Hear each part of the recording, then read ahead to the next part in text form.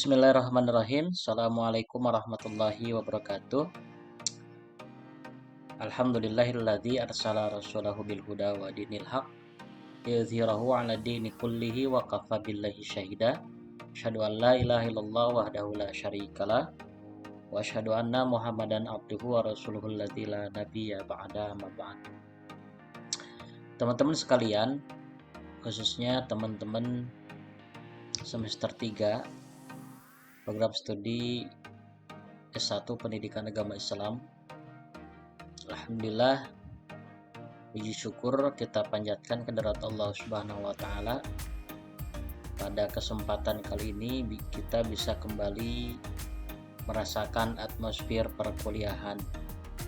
Walaupun dalam kondisi daring, tetapi mudah-mudahan tidak menyurutkan semangat kita untuk terus belajar, meningkatkan kualitas diri, kemampuan diri untuk menyongsong kehidupan masa depan yang lebih cerah. Teman-teman sekalian, pertemuan pertama untuk mata kuliah Ilmu Pendidikan Islam, kita akan bahas kaitan dengan kontrak perkuliahan. Sebetulnya skemanya tidak jauh berbeda dengan mata kuliah lain begitu yang Bapak ampuh khususnya, tapi ada sedikit perbedaan dari sisi tugas UTS dan tugas UAS untuk Ilmu Pendidikan Islam ini. Sedikit Bapak sampaikan kaitan dengan identitas perkuliahan yang tercakup dalam RPS. RPS sudah Bapak upload di e-kampus. Silahkan kalian akses, kalian pelajari begitu.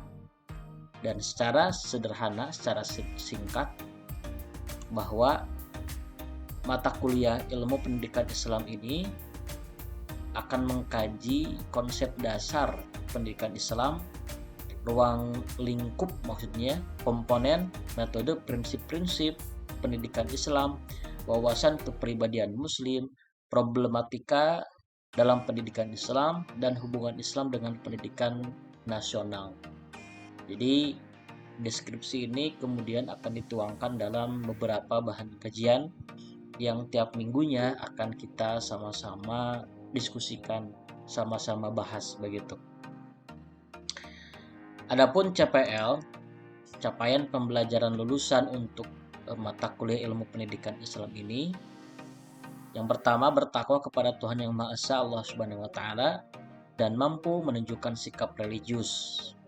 Kemudian menguasai konsep, metode keilmuan, substansi materi, struktur, dan pola pikir keilmuan Al-Quran Hadis sebagai sub keilmuan dari PAI Pendidikan Agama Islam. Tentu Ilmu Pendidikan Islam ini merujuk dan kemudian menjadikan Al-Quran dan hadis sebagai referensi utama.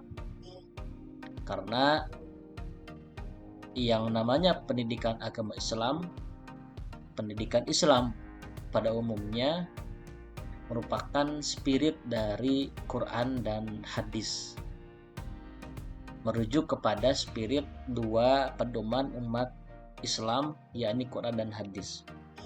Kemudian CPL yang ketiga adalah mampu mengkaji implikasi pengembangan atau implementasi ilmu pengetahuan dan teknologi yang memperhatikan dan menerapkan nilai humaniora yang sesuai dengan bidang keahlian berdasarkan kaidah, tata cara, dan etika ilmiah dalam rangka menghasilkan solusi, gagasan, desain, atau kritik seni, menyusun deskripsi saintifik hasil kajian dalam bentuk skripsi atau laporan tugas akhir, dan mengunggahnya dalam laman perguruan tinggi. Ini CPL ini Bapak harap nanti setelah kalian mempelajari ilmu pendidikan Islam menjadi wawasan dan ilmu yang menjadi dasar pijakan kalian nanti untuk membuat tugas akhir atau skripsi begitu. Jadi elemen-elemen pengetahuan yang nanti akan terkodifikasi dalam skripsi, salah satunya mudah-mudahan elemen itu adalah elemen ilmu dari ilmu pendidikan Islam. Jadi setelah dibahas beberapa bahan kajian dari IP ini, ilmu pendidikan Islam ini menjadi inspirasi kalian untuk lebih semangat dalam menyusun tugas akhir kelak nanti di semester akhir begitu. Dan capaian pembelajaran lulusan yang lainnya adalah mampu menerapkan langkah-langkah pengembangan keilmuan dan keprofesian secara berkelanjutan, mandiri maupun kolektif dalam kerangka mewujudkan diri sebagai pendidik sejati dan pembelajar. Ini capaiannya yang mudah-mudahan bisa tercapai setelah pembelajaran selesai selama 1 semester ini. Kemudian teman-teman, jumlah SKS dan pertemuan mata kuliah ini terdiri dari 2 SKS, terdapat 14 pertemuan, 1 UTS dan 1 UAS. Jadi total 16 pertemuan. Bahan kajian. Nah, bahan kajian yang akan sama-sama kita diskusikan, sama-sama akan kita bahas begitu. Ada 13. Yang pertama ada teologi pendidikan Islam, ada dasar-dasar pendidikan Islam, tujuan pendidikan Islam, kurikulum pendidikan Islam, metode pendidikan Islam, evaluasi pendidikan Islam, pendidik dalam pendidikan Islam, peserta didik dalam pendidikan Islam, lembaga pendidikan Islam, profesionalisme dalam pendidikan Islam, media dalam pendidikan Islam, pendidikan Islam dan dalam pandangan tokoh, dan pendidikan Islam pendidikan Barat. 13 kajian ini sejatinya akan diulas setiap minggu oleh antum sekalian. Jadi tiap minggunya ada kelompok yang kemudian berdiskusikan, tampil mempresentasikan apa yang menjadi tugasnya. Untuk referensi silakan kalian bisa olah, bisa cari begitu. Dan yang referensi utama yang Bapak sarankan adalah bukunya Prof. Ahmad Tafsir, Ilmu Pendidikan Islami, juga bukunya Dr. Rosidin dan kawan-kawan yang berjudul Ilmu Pendidikan Islam Berbasis Maqasid Syariah dengan Pendekatan Tafsir Tarbawi. Juga buku pendukung ada buku Ilmu Pendidikan Islam karangan Beni Ahmad Saibani. Dan sisanya silakan kalian untuk kemudian mencari referensi di buku-buku yang lain atau di jurnal-jurnal. Kemudian tugas ada 3 ya, ada tugas individu, tugas kelompok, dan tugas UTS dan UAS. Tugas individu yang pertama hadir dalam setiap pertemuan dengan mengisi daftar hadir secara manual yang di absen oleh penanggung jawab mata kuliah, juga melalui e-kampus masing-masing. Itu harap diperhatikan pengisian di e-kampus. Kemudian yang kedua, proaktif dalam kegiatan diskusi dan senantiasa on cam ketika diskusi online. Karena ini menjadi satu komponen penilaian yang menjadi referensi. Bapak melihat keaktifan, kemudian antusiasme, kehadiran, kemudian aktivitas diskusi. Gitu. Itu jadi satu penilaian.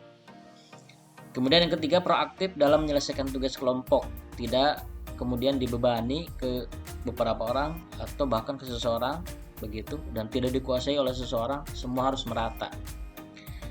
Dan yang keempat, tuntas dalam melaksanakan UTS dan tuntas dalam melaksanakan UAS.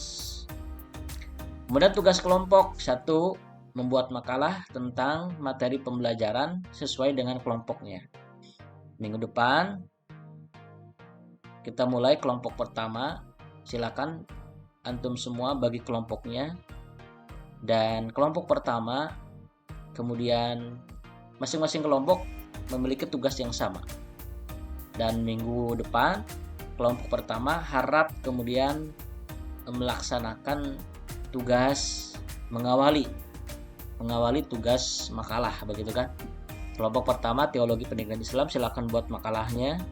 Kemudian yang kedua, menyajikan dan presentasi materi sesuai dengan kelompoknya masing-masing tiap pekan secara online melalui Zoom atau Google Meet yang disiapkan masing-masing kelompok. Kemudian membuat notulensi jalannya diskusi, terdiri dari peserta yang hadir siapa dalam diskusi, yang kemudian yang aktif siapa, yang menyampaikan pertanyaan begitu. Kemudian sampaikan notulensinya ke dosen. Kemudian yang keempat, PPT dan makalah dalam bentuk Word sampaikan ke dosen pengampu tiap pekannya. Nah, sementara tugas UTS dan UAS untuk ilmu pendidikan Islam, tugas UTS nanti berupa pengisian soal, akan Bapak sampaikan kuesioner. Kemudian penyempurnaan makalah disesuaikan dengan format yang akan Bapak sampaikan. Untuk IP ini, nanti tugas UTS dan UAS-nya itu berupa artikel dengan format yang sudah Bapak sediakan. Kalau multikultural pembelajaran PAI kan itu submit dan nanti luarannya LOA dan bahkan harus publish begitu. Nah, kalau IP tidak. Kalau IP nanti formatnya Bapak siapkan. Untuk UTS, jadi makalah yang dibuat begitu, nanti ada revisi dari Bapak begitu. Bapak cek Turnitinnya begitu. Nanti Bapak kembalikan, sempurnakan oleh kelompoknya begitu. Kemudian sementara tugas UAS, pengisian soal, kuesioner, dan naskah artikel bebas plagiat. Nah, kalau tugas UAS, semua makalah yang tadi bebas plagiat begitu.